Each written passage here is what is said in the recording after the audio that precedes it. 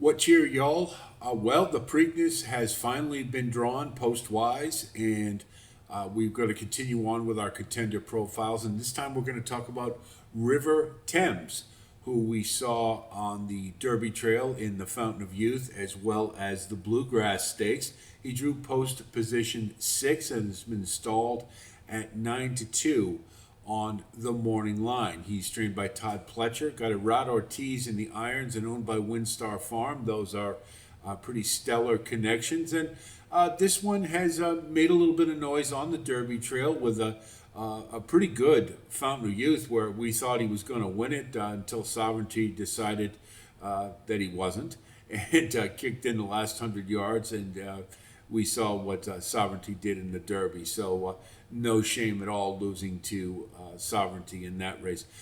Bluegrass Stakes, not finished third, but that was kind of a beaten third, I guess you could say. So the Preakness, maybe is the jury's still a little out on River Thames, the Scotia, after the Bluegrass Stakes, but this certainly is a horse with talent and one to be considered. You see, pedigree-wise is really the big issue, isn't it?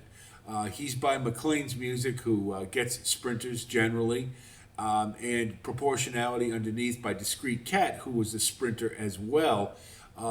Looking at you see the dosage index, at 7, that would normally be an automatic toss, but as we know, those aren't, that number isn't as accurate as it could be, and we won't belabor the point with that. And you do see the genetic strength value score is one of the higher ones at 53.13, so there is some class here, and we've seen that from this horse on the course, so over the course of the Derby Trail. Looking down to Conduit Mare profile, you see it is skewed towards speed, and that's not really a big surprise. And really the thing that's a little troubling is you see that middle number in the triad is 12. That would be your middle distances towards the classics, intermediate classics, so like anywhere from 1.1 miles to 1.25 miles. And really that's the big issue more than anything else with River Thames. This certainly is a horse with talent, but we're not sure it's for 2 turns. Take a look at the running lines. And, when you look at this, you see the class rating is declining as the distances are getting longer. That is a major league red flag. Also, when you consider as the distances are getting longer, he's finishing farther and farther behind. We saw this with Built. It'd be the best example of it. He was good in the Gun Runner, but then when he moved to the Lecomte, finished second to where we thought he should have won. Moved to the Risa Star, he finished third, and then further back in the Louisiana Derby. And it's sort of the same MO we've got here. Particularly, you see the late fraction in the Bluegrass Stakes getting shorter. And that's particularly troubling when you consider the Gulfstream races. Horses tend to be able to carry their speed a little longer than perhaps they would at other tracks. And so it isn't a big surprise that River Thames would have a good race in the Fountain of Youth, but when you get to a track like Keeneland, not quite as easy, and you see him starting to drop back. Now you're asking him to go even farther with 1 mile and 3/16. Now, we know the Preakness, a lot of times on Preakness Day, they will rev up Pimlico to favor early speed. That would tend to help River Thames, I think, a bit.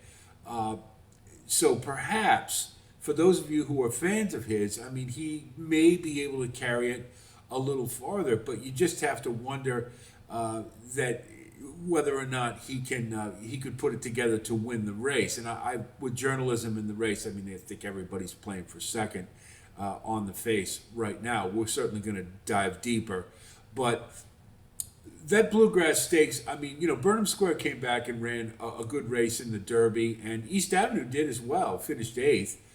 So it was a little better race than visually I thought it was, but the thing that was really troubling to me was that River Thames had every chance to win that race in the stretch. East Avenue was just begging somebody to pass him, and he couldn't muster enough to get there, and that has to be a big concern heading into the Preakness. This is a horse with a lot of talent.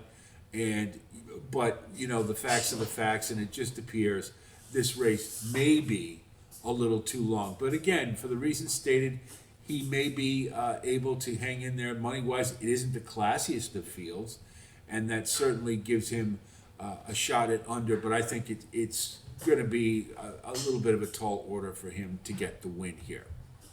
So if we look at our first take of the positives, he's got a lot of class and a lot of talent, no doubt about it, and he's consistent. I mean, he tries every single time. He tries to run his race.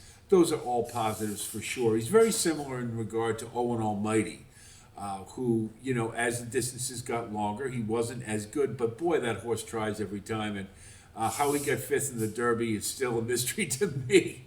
But I do think it speaks to his competitiveness, and I think you could say the same for River Thames as well. So, in a field like this, there is the possibility that maybe he can overcome his distance limitations and be a factor in the race. I don't know that he wants to be right up on the lead, but he's certainly going to be off Clever again, who will likely be the speed. And if it is a speed favoring track, who knows?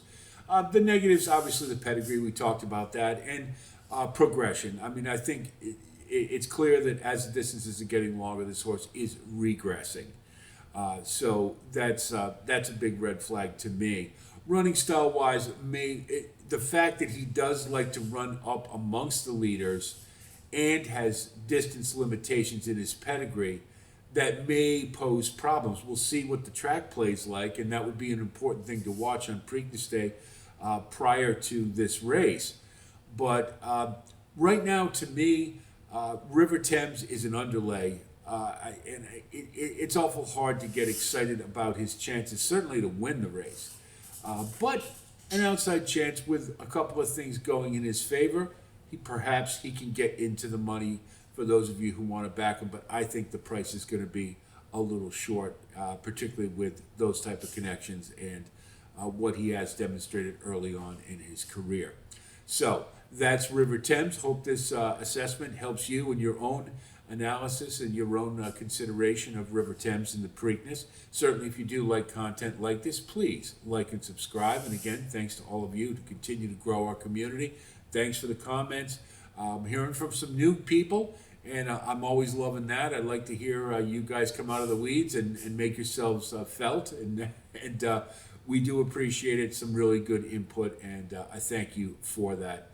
For sure. We're going to continue on with our contender profiles. I think we'll probably try to get them all done tomorrow.